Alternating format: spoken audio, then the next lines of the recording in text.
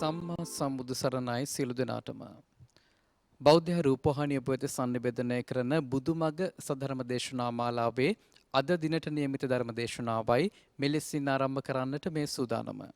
සදර්ම දේශනා පවත්වන්නට අප කෙරේ මහත් අනුකම්පාවෙන් මේ උතුම් වූ ධම්සභා මණ්ඩපයට වැඩම කොට වදාළ පූජ්‍යපාද පළුගස්සවේ සද්ධාතිස්ස ගෞරවනීය ස්වාමින් වහන්සේ අපි සියලු දෙනාම එක්ව සාදුනාද පවත්වා පිළිගනිමු. සාදු සාදු සාදු. ඇමරිකාවේ පදිංචි ආචාර්ය සිරිසෝම වනිකතුංග මහත්මයා සහ ආචාර්ය ශාන්ති පරණවිතාන මහත්මයා තුළ පින්වත් පිරිසයි මෙමුතුම් වූ සද්ධර්ම දේශනාව මෙලෙසින් මුළු ලෝකයටම සංනිවේදනය කරන්නට පින්බර දායකත්වයෙන් කටයුතු කරන්නේ. එසේනම් අප කෙරේ මහත් අනුකම්පාවෙන් මෙතෙන් සිට මෙතුම් වූ සද්ධර්ම දේශනාව පවත්වන්නට ගෞරවනීය ස්වාමින් වහන්සේට ආරාධනා කර සිටිනවා. අවසරයි ස්වාමින් වහන්සේ. සාදු සාදු සාදු. समन्त चक्रवालेषु अत्रा गच्छन्तु देवता सद्धम्मं मुनिराजस् सुनन्तु सग्ग मुक्धं धम्मස්සවන කාලෝ අයම් බදන්තා ධම්මස්සවන කාලෝ අයම් බදන්තා ධම්මස්සවන කාලෝ අයම් බදන්තා නමෝ තස් භගවතු අරහතු සම්මා සම්බුද්දස්ස නමෝ තස් භගවතු අරහතු සම්මා සම්බුද්දස්ස නමෝ තස් භගවතු අරහතු සම්මා සම්බුද්දස්ස තත් කතමෝ කෝදෝ යා කෝදෝ කුජ්ජනා කුජ්ජිතත්තං දෝසෝ දුස්සනා දුස්සිතත්තං ව්‍යාපත්ති ව්‍යාපජ්ජනා ව්‍යාපජ්ජිතත්තං විරෝධෝ පටිවිරෝධෝ චණ්ඩික්කං ආසුරෝපෝ අනත්ත මනතා චිත්තස්ස අයං උච්චති කෝදෝ. ශ්‍රද්ධා බුද්ධ සම්පන්න කාරුණික පින්වත්නි, අද දවසේ බුදුමග ධර්මානුශාසනාවේ තවත් ධර්මානුශාසනාවක් ආරම්භ කරන්නටයි මේ සූදානම. බෞද්ධ මාධ්‍යාලයේ ඒ නිර්මාතෘ අපවත් වී වදාළ දරණාගම කුසල ධම්ම නායක මහින්පාණන් වහන්සේ පළමුවෙන් අපි සත්පුරුෂකමින් යුතුව සිහිපත් කරලා මේ සිදු කරන මේ පින්කම් උන්වහන්සේට පරලොවින් අපි අනුමෝදන් කරන්නට බලාපොරොත්තු වෙනවා. ඒ වගේම උන්වහන්සේ ශාසනික වශයෙන් සිදු කරපු මහා මෙහෙවර ඒ ශාසනික කටයුතු අපි සත්පුරුෂකමින්ම තවදුරටත් අගයන්නට ඕන කරනවා. ඉතින් අද දවසේ ලෝකේ පුරා විසිරලා පැතිරලා සිටින සියලුම බෞද්ධ ජනතාව වෙනුවෙන් ධර්මය පිපාසයේ සංසිඳවන්නට බෞද්ධ මාධ්‍යාලයේ සිදු කරන ඒ මහඟු මෙහෙවර පිළිබඳව මා අමුතුවෙන් අනුශාසනාවක් සිදු කරන්නට, මූලික හැඳින්වීමක් සිදු කරන්නට අවශ්‍ය වන්නේ නැහැ. ඒ නිසා අපි මේ සිදු කරන සත්ක්‍රියාවේ ඒ පැහැදිලි කිරීම කටයුතු ධර්ම දානමය පින්කමක් විදිහට සිදු කරන්නට බලාපොරොත්තු වෙනවා. ඉතින් අද මම මාතෘකා තබන්නට යෙදුන ඒ ගාථාව එහෙම නැතිනම් ඒ ධර්ම පාඨය පැහැදිලි කරන්නට පෙර ආතුව ඔබ හැම දිනාගෙම අවධානය යොමු කරන්නට බලාපොරොත්තු වෙනවා ධර්ම ශ්‍රවණය කිරීම පිළිබඳව. ඒ නිසා තමන්ගේ කය බොහොම නිශ්චලව පවත්වගෙන බොහොම විවේකයෙන් කටයුතු කරනවා වගේම තමන්ගේ හිතේ නොයෙකුත් දේවල් කතා කරන්න දෙන්නේ නැතුව මේ කෙරෙහිම අවධානය යොමු කරමින් ධර්ම ශ්‍රවණය කරන්නට කියලා පළමුවෙන්ම මතක් කරනවා. ඉතින් අපි බුදුරජාණන් වහන්සේ දේශනා කරන්නට යෙදුන ධර්මතාවයන් පිළිබඳව විග්‍රහ කරනු ලබන දේශනා ඇතුළත් වන ත්‍රිපිටක ධර්මයේ තුල වැඩියෙන්ම ධර්මතා පිළිබඳව ඍජුව පැහැදිලි කිරීම සිදු කරන කොටසක් තමයි අභිධර්ම පිටකය කියලා කියන්නේ. අද දවසේ මම මාතෘකා කරගන්නට යෙදුනේ අභිධර්ම පිටකයේ විභංග ප්‍රකරණයට අයිති කුදවත්තුක එහෙම නැතිනම් කුද්දක වත්තු විභංග ප්‍රකරණයේ එහෙම නැතිනම් කුඩා කුඩා දහම් කරුණු විග්‍රහ කරනු ලබන දේශනාවන් ඇතුළත් දහම් පාඩයක් තමයි මා මාතෘකා කරගන්නට යෙදුනේ. ඉතින් මේ මාතෘකාවට පිවිසෙන්නට පෙර ආතුව අපි සාමාන්‍ය අපේ ජීවිතය පිළිබඳව මේ ධර්ම කාරණාව පැහැදිලි කරගන්නට උත්සාහවත් වෙමු. එතනදී මා මාතෘකා කළේ ක්‍රෝධය පිළිබඳව. නමුත් ක්‍රෝධය ඇති වෙන්නේ කොහොමද සහ ක්‍රෝධයේ ස්වභාවය කොයි වගේද කියන එක පිළිබඳව අපි මුලින් අපේ ජීවිතය තුළින් පැහැදිලි කරගන්නට බලාපොරොත්තු වෙමු. ඉතින් අභිධර්ම පිටකයේදී අපිට හම්බ වෙනවා ද්වේෂසිත දෙකක් පිළිබඳව කතා කරනු ලබනවා. ඒ ද්වේෂසිත දෙකේ පැහැදිලි කරනවා දෝමනස්ස සහගත පටිඝ සංපයුක්ත අසංකාරික සහ සසංකාරික සිත් ප්‍රභේද වලින්. එතනදී දෝමනස්ස සහගත පටිඝ සංපයුක්ත කියලා කියන්නේ කොයි වගේ කාරණයක්ද කියන එකයි අපේ ජීවිතයෙන් පහද ගන්නට ඕන කරන්නේ. එතනදී දෝමනස්ස සහගතයි කියලා කියන්නේ අසතුටින් යුක්තව. පටිඝ සංපයුක්තයි කියලා කියන්නේ ගැටෙනවා, අරමුණක ගැටෙන ස්වභාවයෙන් යුක්තයි. එතකොට අසතුටින් යුක්තව අරමුණවල ගැටෙනවා නම් ඒ තුල උපදින්නේ ද්වේෂ සහිත සිතක්. අපි මේක බලමු කොහොමද සිද්ධ වෙන්නේ කියලා. අපි මේ සඳහා පැහැදිලි කරගන්න මම ඔබට කරුණු කීපයක් පැහැදිලි කරලා දෙන්නම්.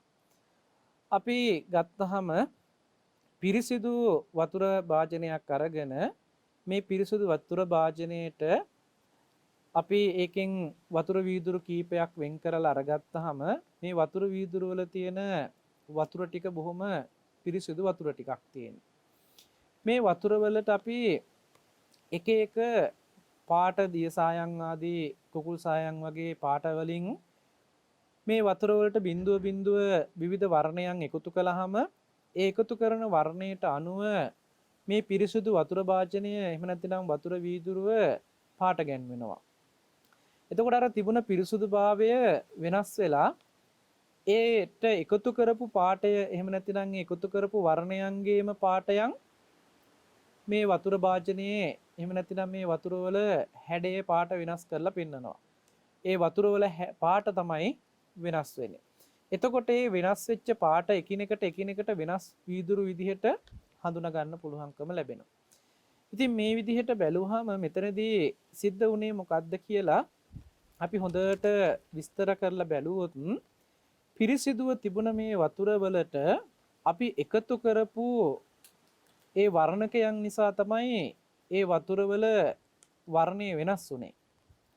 එකතු කරපු විදිහට මේ වතුර වල වර්ණය විවිධ විදිහට වෙනස් කරගන්න පුළුවන්කම ලැබුණා. අපේ හිතත් මේ පිරිසිදු වතුර භාජනයේ වතුර වීදුරුව වගේ මේ පිරිසිදු හිත විවිධ විදිහට වෙනස්කම් වලට ලක් වෙන්නේ. කුසල චේතනා එකතු කටයුතු කළොත් මේ හිත කොහොම කුසලමය පැත්තට බර වුණ පිං සිතුවිලි පහළ වෙන සිතක් බවට පත් වෙනවා. ඒ වගේම අකුසල කාරණාවන් වලට එහෙම නැතිනම් අකුසල චෛසිකව මේ හිත නැඹුරු වුණාම මේ හිතේ ස්වභාවය අකුසලමය පැත්තට නැඹුරු වෙනවා. එහෙමනම් මේ හිතේ දෝෂයන් නිර්මාණය කරන්නෙත් හිතේ යහපත නිර්මාණය කරන්නෙත් මේ හිත ඇසුරු කරන සිතුවිලි ධාරා මගින්. එහෙම නැතිනම් චේතනා මගින්. එහෙමනම් අපි බලන්නට ඕනේ මේ හිත ඇසුරු කරන චේතනාන් වලට අනුව සිතුවිලි ධාරාවන් වලට අනුව අපි මේක පාලියෙන් චෛතසික කියලා නම් කරනවා. මේ චෛතසික ධර්මයන් වලට අනුව මේ හිතේ ස්වභාවය වෙනස්කම් ගණනාවකට ලක් වෙනවා. ඒ වෙනස්කම් අනුව තමයි මේ හිත් වර්ගීකරණයක් කරන්නේ. කුසල සිත් කියලා, අකුසල සිත් කියලා, ඒ වගේම ලෝකෝත්තර සිත් කියලා මේ විදිහට වර්ගීකරණය කරන්න පුළුවන්කම ලැබෙනවා. ඒවා තව දුරටත් මතක් කළොත් කාමාවචර මට්ටමින් ගත්තාම අකුසල සිත්, ලෝභ සිත්, දෝෂ සිත්, මෝහ සිත් කියලා, ඒ වගේම කාමාවචර කුසල සිත් කියලා, ඒ වගේම රූපාවචර කුසල සිත්, ඒ වගේම මාර්ග සිත්, ඵල සිත් කියලා මේ විදිහට සිත්වල වර්ගීකරණයක් කරන්නට පුළුවන්කම ලැබිලා තියෙන්නේ ඒ විදිහට හිත ඇසුරු කරන චෛතසික ධර්මයන් වල ස්වභාවය අනුව. ඒ නිසා චෛතසික ධර්මයන් වල ස්වභාවය තේරුම් ගැනීමෙන් හිතක තියෙන ස්වභාවය තේරුම් ගන්නට පුළුවන්කම ලැබෙනවා.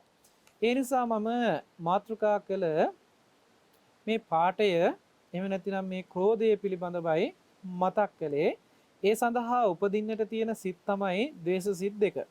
මේ ද්වේෂ සිත් දෙකේ ස්වභාවය අපි ටිකක් විස්තර කරගත්තාම දුම්නස් යුක්තයි, පටිඝයකින් යුක්තයි. දෝමනස්ස සහගත පටිඝ සම්පයුක්තයි කියලා කියන්නේ අසතුටින් යුක්තව අරමුණේ ගැටෙන ස්වභාවය. දැන් මේ අසතුටින් යුක්තව අරමුණේ ගැටෙන ස්වභාවය කොයි වගේද ඇති වෙන්නේ කියන එක පිළිබඳව අපි බලමු. අපේ හිතේ සතුට සහ අසතුට කියලා ධර්මතා දෙකක්, චෛතසික ධර්මයන් දෙකක් ක්‍රියාත්මක වෙනවා.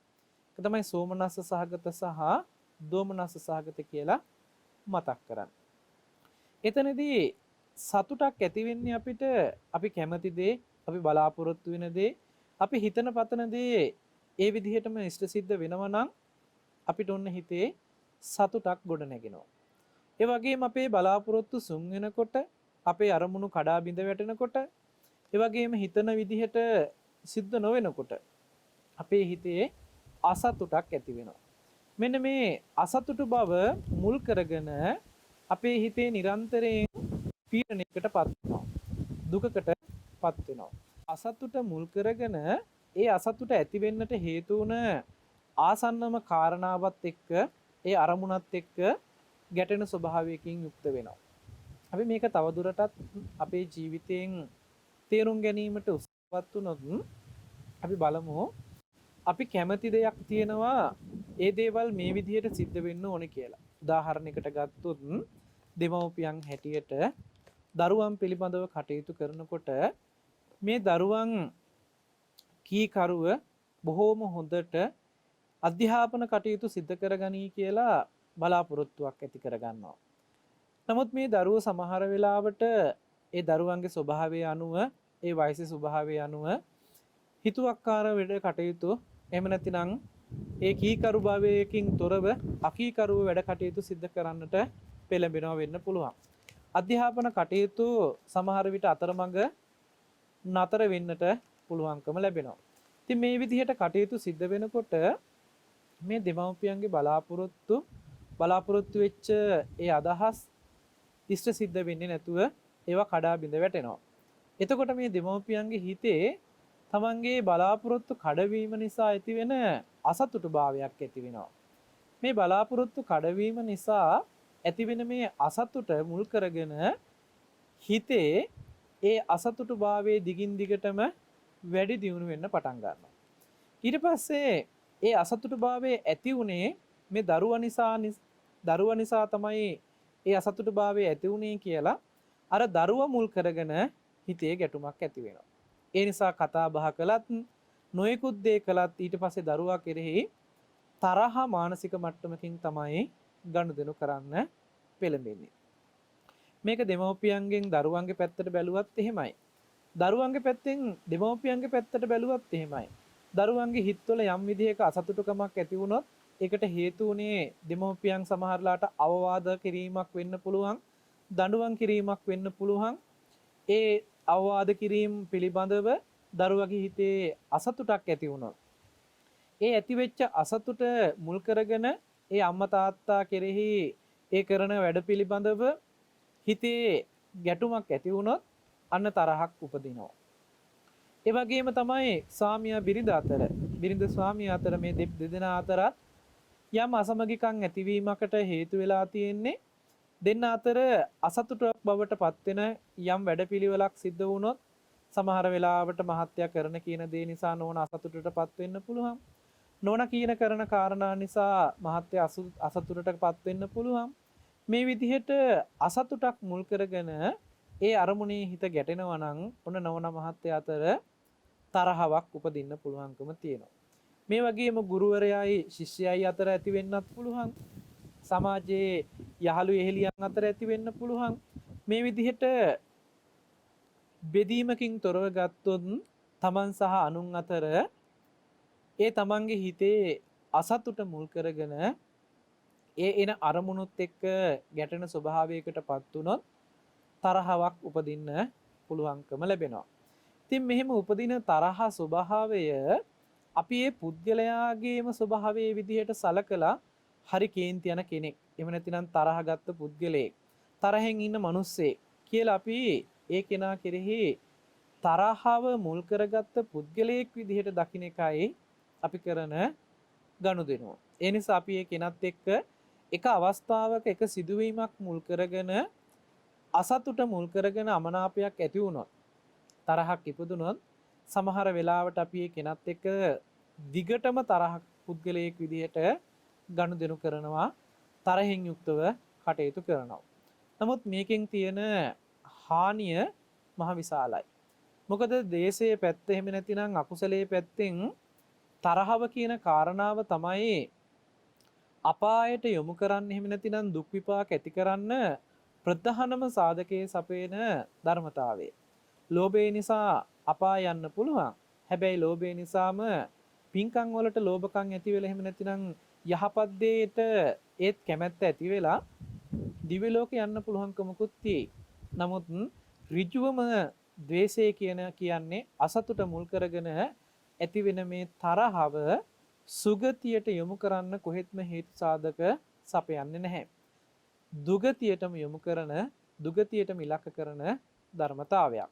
ඉතින් ඒ නිසා මේක ගැන අපි විශේෂයෙන්ම අවධානය යොමු කරන්නට ඕන කරනවා. එතකොට ක්‍රෝධය කියලා කියන්නේ මේ ද්වේෂ මට්ටමේ ටිකක් තව වැඩි දියුණු වීමක්. ක්‍රෝධ මට්ටමකටපත් වෙනවා කියලා කියන්නේ ඒ ද්වේෂම එහෙම නැතිනම් හිතේ අසතුට මුල් කරගෙන ඒ අරමුණේ ගැටෙන ස්වභාවයෙන් කටයුතු කරනකොට ඒ ගනුදෙනුව නිසා හිතේ ඇති වෙනවා ක්‍රෝධ සහිත බවක්. එතනදී ක්‍රෝධ සහිත බවකින් කටයුතු කරනවා කියන එක දැනගන්න පුළුවන්කම ලැබෙන්නේ ඊට දක්වන ප්‍රතිචාරානුව. සමහර වෙලාවට හිතේ තරහව මුල් කරගෙන අපි ඒ අරමුණට දක්වන ප්‍රතිචාර ටිකෙන් දකින්න පුළුවන්කම තියෙනවා ක්‍රෝධයකින් ඉන්නේ නැද්ද කියන එක පිළිබඳව. අපි සමහර වෙලාවට කතා බහ කරනකොට ඒ කතා කරන වචනවල සැඩපරුෂ බව, කියන්නේ රළු වචන පාවිච්චි කරමින් කතා කරනවා. යමක් ඇහුවාම ඒකට ලබා දෙන පිළිතුරු විදිහට අපි ලබා දෙන්නේ ටිකක් සැර වචන ටිකක්. එහෙම නැතිනම් අසම්පූර්ණ වචන ටිකක්. එහෙම නැතිනම් අර අපි මතක් කරන්නේ ඒ කියන්නේ ආයුධයක වගේ වචන. ඒ කියන්නේ කැපෙන විදිහේ, එහෙම නැතිනම් අපි ඒක කියනවා අර උසුළු විසුළු කරන විදිහට වෙන්න පුළුවන්, කෙනෙක් අපහසුතාවයට පත් කරන්නට වෙන්න පුළුවන්. ඒ භාවිතා කරන වචන බොහොම තියුණු වචන බවට පත් වෙනවා. තව කෙනෙකුගේ හිත රිදවන්න පුළුවන් තරම්, කෙනෙකුගේ හිත පීඩාවට පත් කරන්න පුළුවන් තරම් රළු වචන පාවිච්චි කරනවා. මේ පාවිච්චි කරන්නේ හිතේ ක්‍රෝධය මුල් කරගෙන. ඒ වගේම කරන ක්‍රියාව තුලිනුත් අපිට මේ ක්‍රෝධය දකින්න පුළුවන්කම ලැබෙනවා. ඒ කරන වැඩ ටික බොහොම සතුටින් නෙමෙයි කරන්න, ඕනවට එපාවට කරනවා. එහෙම නැතිනම් ඒවා අපිලිවෙලට කරනවා. එහෙම නැතිනම් මේ කරන දේවල් තුලින් අන් අයට හානි පමුණුවන විදිහට කටයුතු කරනවා. ඉතින් මේ විදිහට වචනයෙන් සහ ක්‍රියාව තුලින් අපිට හිතේ මිනුම් දණ්ඩ හඳුනා ගන්න පුළුවන්කම ලැබෙනවා. හිත ඇතුලේ ක්‍රෝධය ක්‍රියාත්මක වෙනවා කියලා අපිට හිත දිහා බලලා හඳුනා ගන්නට පුළුවන් හැකියාව නැති නිසා, එහෙම හැකියාව තියෙනවා නම් හිත දියුණු කරපු අයට එහෙම හඳුනා ගන්න පුළුවන්කම ලැබෙනවා. නමුත් අපේ ස්වභාවයේ හැටියට කෙනෙකුගේ හිතේ ඒ ක්‍රෝධමය හඳුනා ගැනීම සඳහා අපිට කයෙන් සහ වචනයෙන් ඊට දක්වන ප්‍රතිචාර වලින්මයි හඳුනා ගන්න පුළුවන්කම ලැබෙන්නේ. සමහර වෙලාවට මේක වචනේ තුල ඔබ හොඳට දැකලා ඇති. කෙනෙක් එක කතා කළාම ඒ කතා කරන වචන බොහොම මටසිලටු නම්‍යශීලී විදිහට පිට කරන වචන නෙමෙයි. බොහොම තද කරකශ රළු විදිහේ වචන තමයි ඉදිරිපත් කරන්නේ. ඇහුවාම නිකන් මේ වචනවලට අර ඍජුව තදව උත්තර ලබා දෙනවා. සමහර වෙලාවට මන් දන්නේ නැහැ. ඒ වගේ නොයෙකුත් විදිහට අර ඒකෙන් පලා යන්න එහෙම නැතිනම් ඒකට සම්බන්ධ නොවෙන්න ඒකත් එක්ක එකඟ නොවන විදිහේ අදහස් ඉදිරිපත් කරනවා. ඒ වචන ප්‍රකාශ කරනවා. ඒ වගේම කයේ මේ ක්‍රියාත්මක වෙන ස්වභාවය අපිට හඳුනා ගන්න පුළුවන්කම ලැබෙනවා. සමහර වෙලාවට ඒ ක්‍රෝධය පිට කරන්නට භාවිතා කරනවා. එතනදී අපිට හඳුනා ගන්න පුළුවන් මේ කයේ දක්වන ප්‍රතිචාර වලින්. සමහර වෙලාවට බිම තියෙන ගලකට පයින් පහරක් ගහලා මේ සමහර වෙලාවට ඒ ක්‍රෝධය පිට කරන අවස්ථාවන් අපිට දකින්නට පුළුවන්කම තිබෙනවා. තව දුරටත් මේ දේවල් වලට අපේ ගෘහස්ත ජීවිතයේ පිළිබඳව එහෙම නැතිනම් ගෙවල් දොරවල් වල මේක දක්වන ප්‍රතිචාර ටික අපි සරලව කතා කළොත් සමහර වෙලාවට මේ ක්‍රෝධය පිට කරන්නේ gedara තියෙන බඩු මුට්ටු එක්ක. සමහර වෙලාවට උපකරණයක් එක්ක වෙන්න පුළුවන්. මේවත් එක්ක මේ හිතේ ඇති වෙන ස්වභාවය කයින් පිට කරන ස්වභාවයට පත් වෙනවා.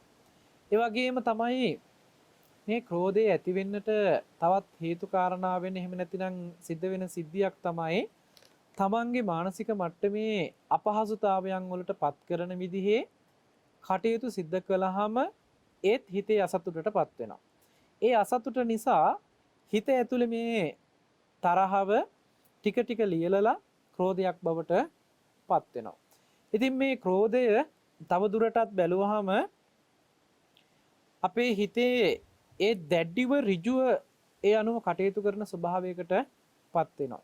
අපි හිතමු කෙනෙක් එක්ක අමනාපකමක් ඇති වෙලා ක්‍රෝධයක් ඇති වුනහම මේ ක්‍රෝධය නිසා ඒ පුද්ගලයා දිහා දකින්නවත් ඒ පුද්ගලයාත් එක්ක කිසිදු සම්බන්ධකමක් ගොඩනගන්නවක්වත් අවමෙන් දකින්නවත් කැමති නැහැ. කතා කරන්නවත් කැමති නැහැ කියන මට්ටමින් දැඩිව මේ හිත ඒ රූපේ ප්‍රතික්ෂේප කරනවා. මෙන්න ක්‍රෝධයේ සරලව ස්වභාව ලක්ෂණ ටික තමයි මම ඔබට මතක් කරන්නට යෙදුනේ. එතකොට මේ ස්වභාව ලක්ෂණය තේරුම් ගත්තහම අපි මේක ඇතුලේ ධර්මතාවයේ ටිකක් ගැඹුරින් අධ්‍යයනය කරන්නට ඕන කරනවා. එතනදී මම ඔබට මේ කාරණේ පැහැදිලි කරන්නම්. ඒ සඳහා මම අර මුලින් සඳහන් කළ උපමාව නැවත සිහිපත් කළොත් අර වතුර වීදුරු කීපයක් අරගෙන ඒ වතුර වීදුරු වලට අපි යොදන වර්ණකයන් වලට අනුව ඒ වතුර වීදුරුවේ තියෙන පිරිසුදු වතුර වර්ණ ගැන්වෙනවා වගේ මේ හිත ඒ හිතට යෙදෙන චෛතසික ගති ලක්ෂණ අනුව තමයි මේ හිත නොයෙකුත් විවිධ විදිහට විපරිත වෙන්නේ. හිතේ ස්වභාවය වෙනස් කරන්නේ මේ චෛතසික ධර්මයන් හිතේ ගති ලක්ෂණ වෙනස් කරන්න පුළුවන්කම ලැබෙනවා. එහෙමනම් මේ පිරිසුදු මට්ටමේ තියෙන ස්වභාවයෙන්ම පිරිසුදු සිත කිලිටි කරලා දාන දේවල් වලට කියනවා කෙලෙස් ධර්මයන් කියලා. අකුසල ධර්මයන් කියලා. එතකොට මේ හිත කිලිටි වෙනවා කියන එක අපි පැහැදිලි කරගන්න බැලුවොත් අපිට තේරුම් කරගන්න පුළුවන්කම ලැබෙනවා හිත මෙහෙවීමකින් තොරව එහෙම නැතිනම් හිතේ යථා ස්වභාවය තේරුම් නොගෙන කටයුතු කරනකොට අපි මේ හිතේ ඉදිරිපත් වෙන ගති ලක්ෂණ ටික පුද්ගලයෙක් විදිහටයි අපි හඳුනාගන්නේ. ඒ නිසා අපිට වෛර කරන, ක්‍රෝධ කරන පුද්ගලයෙක් හම්බ වෙනවා. ඒ පුද්ගල ස්වභාවයෙන් අපි ගනුදෙනුවක් සිද්ධ කරලා තියෙනවා. Tamanට තරහක් ආවා. එහෙම නැතිනම් තව කෙනෙක් වෛරයෙන් ඉන්න, එහෙම නැතිනම් ක්‍රෝධ කරන පුද්ගලයෙකුට ක්‍රෝධ කරනවා කියන මෙන්න මේ වගේ අදහස් ආකල්ප ටිකක් තමයි අපිට තේරෙන්නේ, අපිට පැහැදිලි වෙන්නේ. ඉතින් මෙතන ටිකක් විසඳා ගත යුතු කාරණයක් තියෙනවා. ඒ කාරණය තමයි අපි මේ පුද්ගල භාවයට පොඩ්ඩක් එහාට ගිහිල්ලා බැලුවොත් අපි ධර්මයේ තුල භාවනා පැත්තෙන් එහෙම නැතිනම් විදර්ශනා පැත්තෙන් සඳහන් කරනකොට මේ හිතේ ස්වභාවය පිළිබඳව පෙන්නනවා.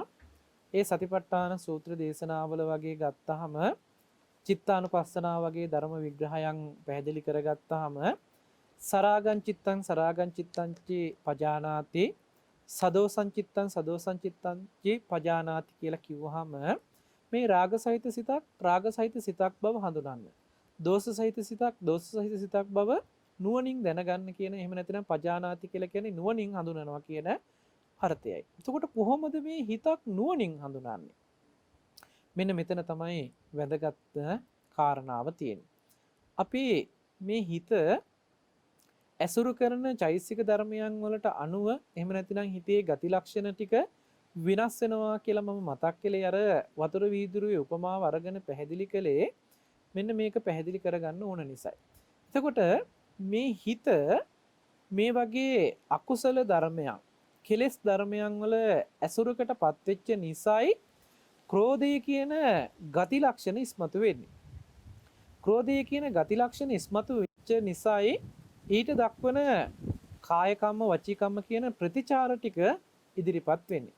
එතකොට ක්‍රෝධයක් ඇති වෙලා ඒ ක්‍රෝධයට අනුව වචන පිට කරනකොට ඒ ක්‍රෝධයට අනුව ක්‍රියාවන් කරනකොට කයෙන් වෙන ක්‍රියා ටික සිද්ධ වෙනකොට අන්නේ ක්‍රෝධය පිළිබිඹු කරලා තියෙනවා කාය කම්ම සහ වචී කම්ම විදිහට. එතකොට ක්‍රෝධේ මානසිකව සිද්ධ වෙන වෙලාවේදී ඒක මනෝ කම්ම මට්ටමින් සකස් වෙලා තියෙනවා. එතකොට දැන් ක්‍රෝධයේ මුල් වෙලා කාය කම්ම වචී කම්ම මනෝ කම්ම කියන මේ කර්ම අවස්ථාවන් තුනම ඉදිරිපත් වෙනවා සිද්ධ වෙනවා. එතකොට මෙතන අපි වෙන් කරගන්න ඕනේ ධර්මතා ටිකක ක්‍රියාකාරකමක් තමයි මෙතන සිද්ධ වෙලා තියෙන්නේ කියලා. එහෙම බලන්න නම් ඇහැට රූපයක් පෙනිලා හිතක් පහළ වෙනවා කියන එක කවුරුවත් කරන දෙයක් නෙමෙයි. ඒක ධර්මතාවයක්. ඒකට කියනවා විපාක ධර්මයක් කියලා.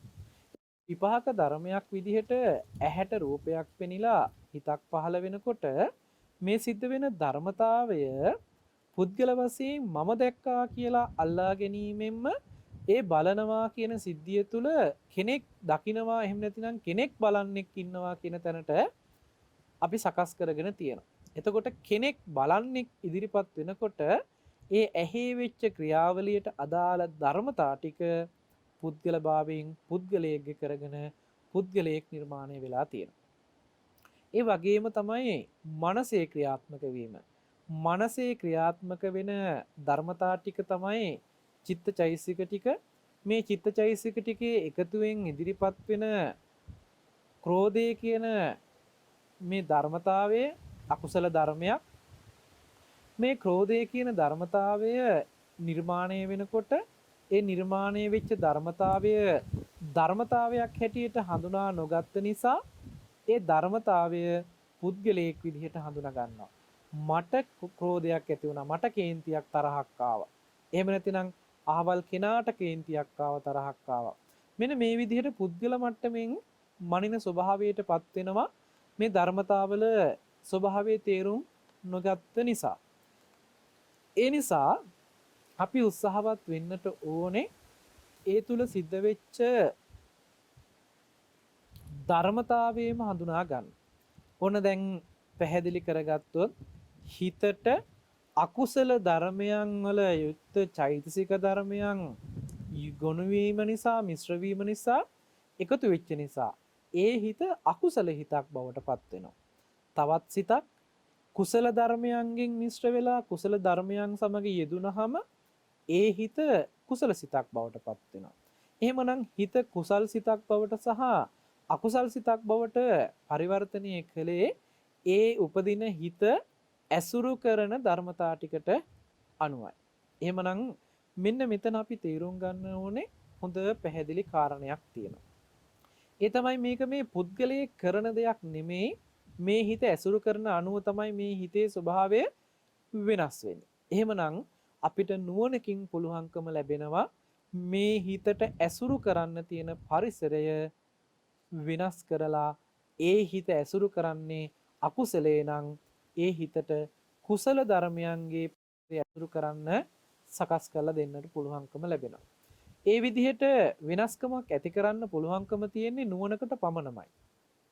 නුවණකින් එහෙම නැතිනම් නුවණ කියලා කියන්නේ කුසල මේ පැත්තේ ධර්මතාවයක්මයි. නුවණක් ඇති තැන අකුසලයකට පැත්තට යන්න ගියත් ඒ අකුසලයේ වළක්වනවා නුවණ පවතින නිසා. මොකද නුවණ පවතින වෙලාව කුසල ධර්මයකටම නැඹුරු කරපු සිතක් උපද්දවනවා මිසක් අකුසල ධර්මයකට නැඹුරු වෙච්ච ධර්මයක් උපද්දවන්න හේතු නැහැ. ඒ වගේම සද්ධාව. සද්ධා කියන චෛතසිකය එහෙම නැතිනම් හිතේ ගති ලක්ෂණය අකුසල ධර්මයන් වල උපදින්න හේතු නැහැ. සද්ධාව කියලා කියන්නේ කුසල ධර්මයන් වල උපදින්න තියෙන ධර්මතාවයක්.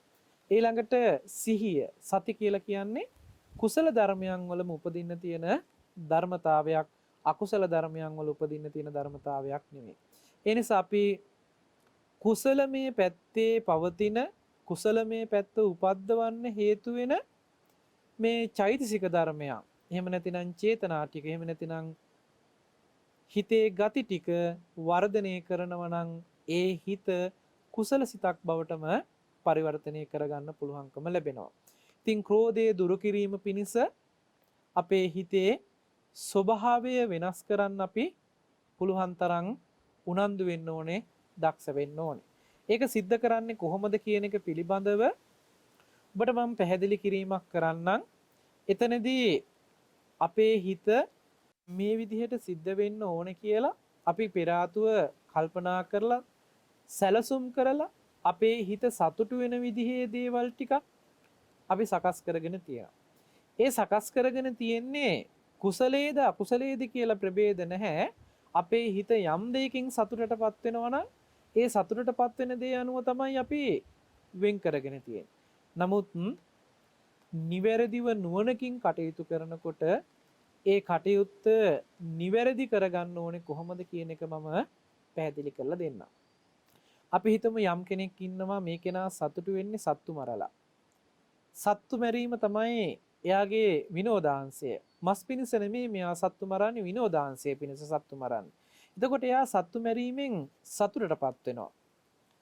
එයා කෙනා ඒ කරන ක්‍රියාවලිය තුළ බොහෝසේ සතුටටපත් වෙන අවස්ථාව කවුරු හරි කෙනෙක් වළක්වලා දැම්මොත් කවුරු හරි කෙනෙක් කිව්වොත් සත්තු මරන්න එපා කියලා සතුටට බාධා වීමෙන් මේ කෙනාගේ හිතේ ඇති වෙන්නේ අසතුට. අසතුට නිසා මේ කෙනා අධික කෝපයටපත් වෙනවා. ක්‍රෝධය ඇති කර ගන්නවා. අධික ලෙස තරහක් හිතේ උපද්දව ගන්නවා. මේ කෝපයටපත් වීම මේ කෙනා වැරදි දෙයක්මයි කළේ ඒ කරපු වැරදි ක්‍රියාකාරකම නිසා සතුටටපත් වුණා. හැබැයි මෙයා මේක වැරද්දක් කියලා දන්නෙත් නැහැ. සමහර විට පිළිගන්න කැමතිත් නැහැ. ඒ දේ තුලින් මේ කෙනා වැරදි දේ තුල සතුටටපත් වෙනවා. සමහර අය ඉන්නවා නැති බැරිකමට හොරකම් කරනවා. ජීවනෝපාය සඳහා මේ දේවල් කරන අය ඉන්නවා. නමුත් සමහර අය ඉන්නවා සතුට සඳහා කරනවා. සත්තු මරන්නේ සමහරලාට සතුටු වෙන්න. සමහරලාට හොරකම් කරන්නේ සතුටු වෙන්න. ඒ වගේම කාමීත්‍යාචාරයේ දෙන්න සතුටට. ඒ කෙනා කැමති සතුටු වෙන දේ අපි ලබා දුන්නොත් ඒ කෙනාගේ ක්‍රෝධය නැති කිරීම පිණිස අපි හිතමු එහෙමනම් කමන්නේ එහෙනම් සතුටු වෙන්නනේ සත්තු මැරුවට කමක් නැහැ. මම මේක මතක් කළේ සමහර අවස්ථාවල අපි මේක දකිනවා දෙමව්පියන් තුළ. පුංචි දූ දරුවෝ නොදන්නකමට නොතේරුම්කමට මේ වැරදි කරනවා වෙන්න පුළුවන්. නමුත් මේ වැරද්ද නතර කරන්න උත්සාහවත් වීම තුළ ඒ දෙමව්පියන්ට මේ පුංචි දූ දරුවන්ගේ ඒ තරහව ඉස්මතු වෙලා කෑ ගහලා අඬලා මේ දෙමව්පියෝ මේ දරුවන්ගේ හිතේ තියෙන මේ අසතුට මේ ප්‍රකාශ කරන අසතුටට බයයි. එහෙම නැතිනම් ඒ දරුවෝ රිදවන්න තියෙන අකමැත්ත නිසා, දරුවෝ සතුටු කරන්න තියෙන කැමැත්ත නිසා ඒ දරුවන් වෙනුවෙන් කමන්නේ නොතේරුම්කමටනේ තාම පොඩි දරුවෝනේ කියලා අර වැරදි දේ සමහර වෙලාවට අනුමත කරනවා. එහෙම නැතිනම් ඒවට අනුබල ලබා දෙනවා. කමන්නේ පුංචි කාලේ නොතේරුම්කමටනේ කලේ කමන්නේ පුතේ එහෙනම් කියලා ඒවට ඉඩහසර අවස්ථාව සලසලා දුන්නාම අපි තව වැරදි පැත්තකට ඒ මනස විවර කරලා තියෙනවා. ඒ නිසා නුවණින් කරන්න ඕනි කියලා කිව්වේ මෙන්න මේක පැහැදිලිව ගන්නට ඕන. මේ වැරදි කරන ක්‍රියාවලිය තුළ කොච්චර සතුට ලැබුවත් ඒ වැරද්ද වැරද්දක් විදිහට පෙන්වලා දෙන්න පුළුවන්කම තියෙන්නට ඕන. ඒ වැරදි දේ තුළ තියෙන ආදීනවේ පෙන්වලා දෙන්න පුළුවන්කම තියෙනවා. ඒ විදිහේ ආදීනවේ පෙන්වලා දුන්නාම තමයි එයින් ලැබෙන විපාකයන් පෙන්වලා දුන්නාම තමයි ඒ දරුවෝ තීරුම් ගන්නෙ. එහෙම නැතිනම් ඒක පැහැදිලි කරගන්න පුළුවන්කම ලැබෙන්නේ.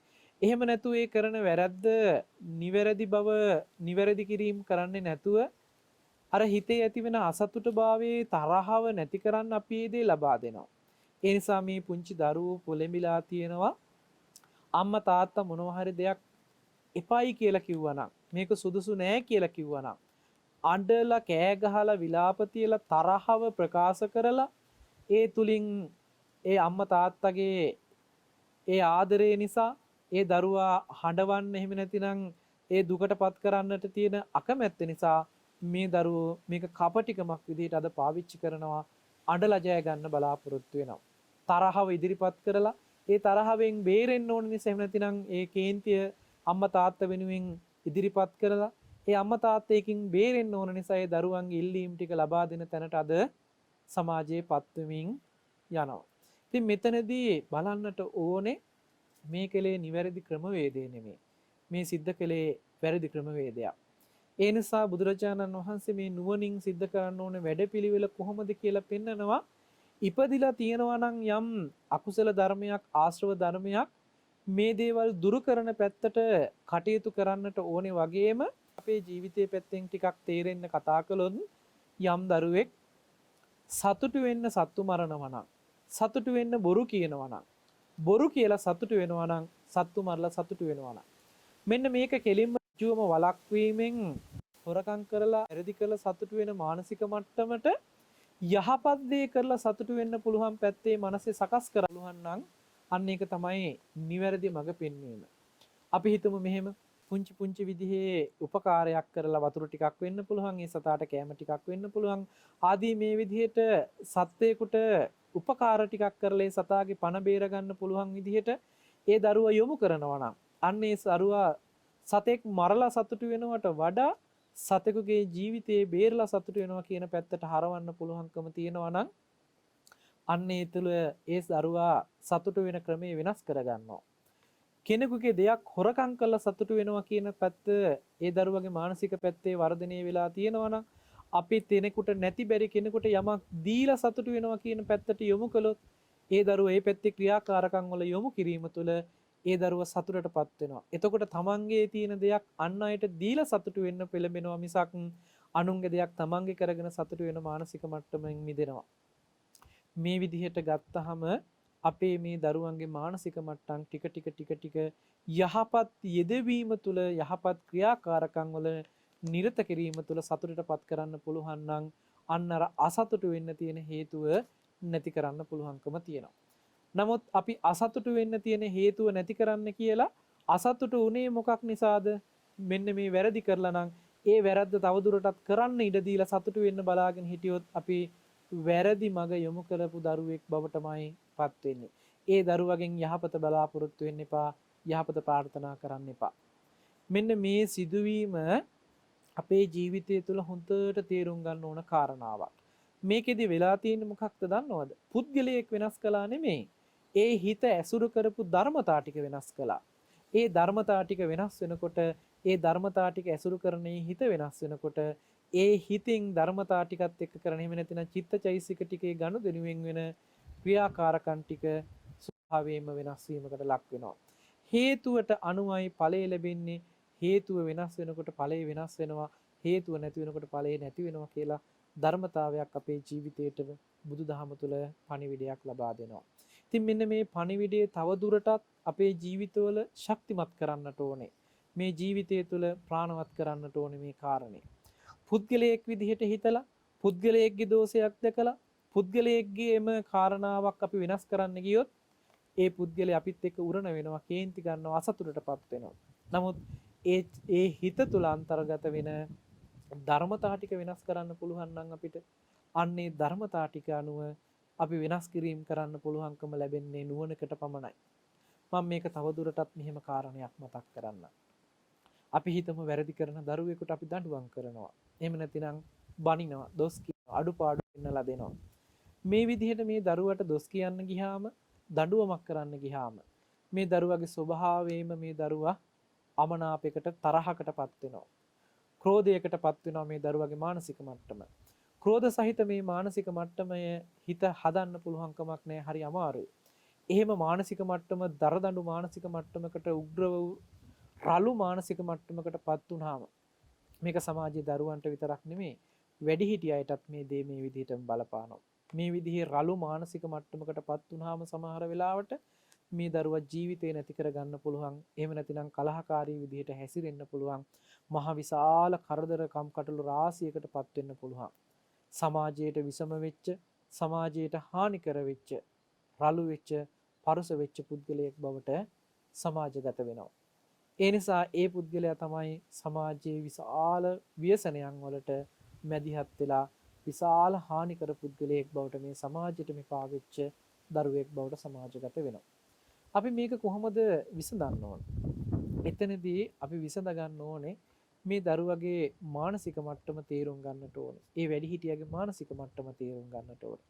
තේරුම් අරගෙන ඒ කෙනාට දොස් කියන්නේ නැතුව, ඒ කෙනා තලා පෙලා දාන්නේ නැතුව, ඒ මනසට පීඩාවක් ඇති කරන්නේ නැතුව අපිට පුළුවන්කමක් තියෙනවා නම් ඒ කෙනා කරලා තියෙන එකම එක හොඳ ගුණයක් එහෙම නැත්නම් හොඳ ලක්ෂණයක් තියෙනවා නම් යහපත් දෙයක් තියෙනවා නම් මෙන්න මේ යහපත් දේ අග යන්න පුරුදු වෙන්න ඕනේ පළමුවෙන්. ඒ යහපත් දේ ඇගීමකට ලක් කරලා එහෙම යහපත් කෙනෙකුට මෙන්න මේ වගේ අයහපත් ක්‍රියාවලියක් ගැලපෙන්නේ නෑ නේද?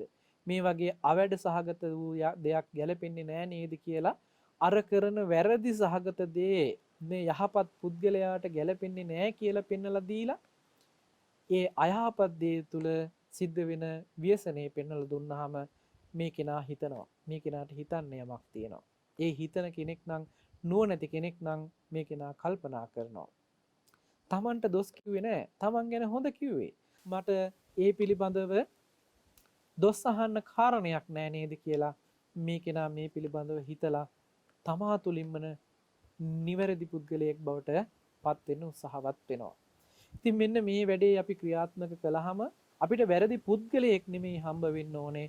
අපිට හම්බ වෙන්න ඕනේ හිත වැරදි ඇසුරකට, හිතේ වැරදි කෙලෙස් ටිකක් එහෙම නැතිනම් අකුසල ධර්මයන් ටිකක් ඇසුරු කරපු නිසායි මේ හිත වැරදි ඇසුරකට ගියේ. හිත වැරදි ඇසුරකට ගියා නම් ඒ හිත නිවැරදි ඇසුරකටපත් කරන්න වෙන්නේ හිතේ ඇසුරු කරන ධර්මතා ටික නිවැරදි කිරීමෙන් පමණයි. ඒ නිසා අපි පුළුවන් තරම් උත්සාහවත් වෙන්න ඕනේ ක්‍රෝධය සහිත මානසික මට්ටම තේරුම් අරගෙන ඒ ක්‍රෝධය ඇති වුණේ අසතුටු බව මුල් කරගෙන ඒ අසතුටු බව නිසා ඒ සඳහා යහපත් පුද්ගලයන් සත්පුරුෂයන් ඇසුරකටපත් වෙන්නට ඕනේ. ඒ සත්පුරුෂයන් නිරන්තරයෙන් මඟ පෙන්වන්නේ ඒ හිත නිවැරදි පැත්තට යොමු කරන්නට අවශ්‍ය කරන වැඩපිළිවෙලක්. කයෙන් වෙන වැරදි ටික නිවැරදි කරවනවා, වචනයෙන් වෙන වැරදි ටික නිවැරදි කරපුවාම කය වචන දෙක හරහා මනසේ ක්‍රියාත්මක වෙච්ච වැරදි පරිසරය නිවැරදි භාවයට පත් කරනවා. යහපත් පරිසරයකට මනස යොමු කරනවා.